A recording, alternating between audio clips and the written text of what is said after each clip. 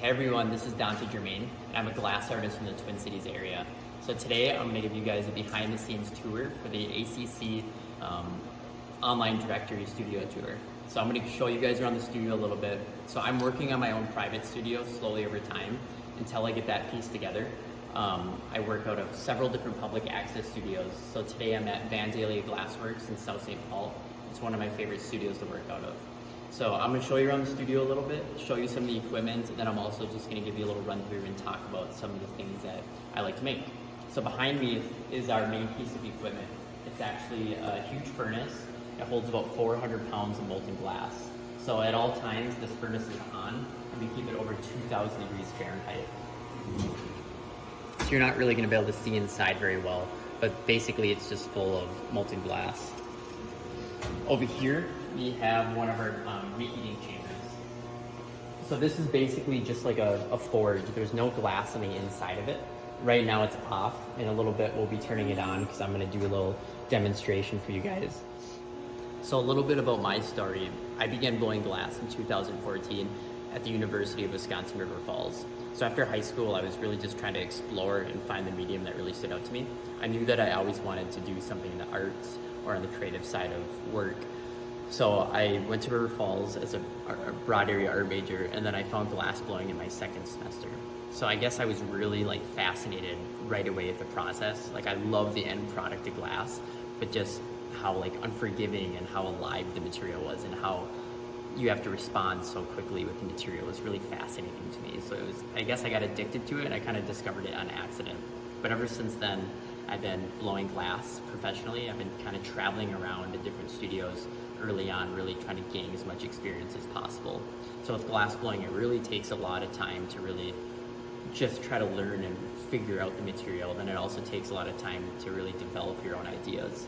So yeah, so I've been blowing glass for about 9 years, and just, I guess the last 2 or 3 years, I've been really piecing together my voice and what I like to make. But I would say like my favorite part of being a maker, as generic as it sounds, is probably the whole process from start to end. So I absolutely love the whole process. I love coming up with the idea, putting it on paper, bringing that idea into the glass blowing studio, and then seeing it come out of the annealers. Like that whole process is very rewarding when you get that figured out. So yeah, I guess problem solving is like my favorite thing with this. So I brought in some pieces today to show you guys. So I just wanted to show you like, I guess my, the behind the scenes of like my creative process and what I've been up to in the glass studio, or some of my more recent work. But the majority of the pieces that I make are really inspired by nature in different ways. So the first series that I'm going to show you guys is this river rock glass series. So I've been going around to different rivers and lakes, and then I've been collecting the stones from that specific location. And then I bring them back to the studio and actually inflate the molten glass into the actual stones. So the idea behind this, so like when I'm designing, I really try to pick like one aesthetic for each product, whether it's like texture or if it's going to be form or pattern. And then I really like to emphasize and use that one aesthetic to tell the story. So with this, I'm really trying to sculpt this glass initially just by using nature. So every time you hold it and interact with it, you can actually feel the texture of this actual location. So then on the bottom, I actually sign the location that it comes from. So that one's from, or the rocks are from Lake Superior. So it's a fun series that I really want to add to over time. Right now I have about 4 locations that I do, and then hopefully soon I'll have a lot more. I'm going to slowly piece them or add more to the series. This series right here is part of a larger sculptural series that I've been working on. So the idea behind it is I'm really trying to make like this sculptural snapshot in a way of water moving.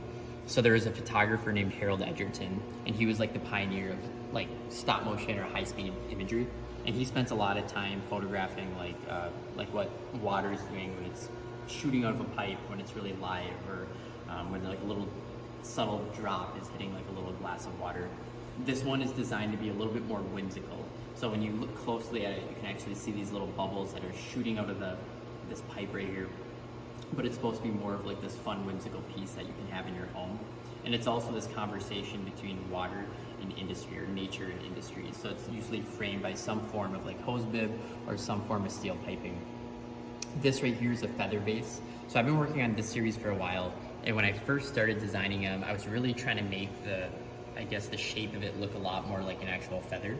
But over time, I found that I really enjoyed it more when it was a little bit more subtle. So it's supposed to be just this little slight hint that it's inspired by this like natural phenomenon, you know, of a feather.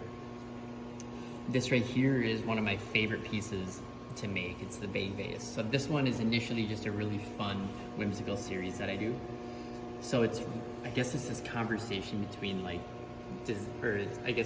designing sculpture and tying in functionality to it. So you can buy you can use it as a normal vase, but at the same time you can use it just like as this fun sculpture object where when people see it, they can connect to it right away.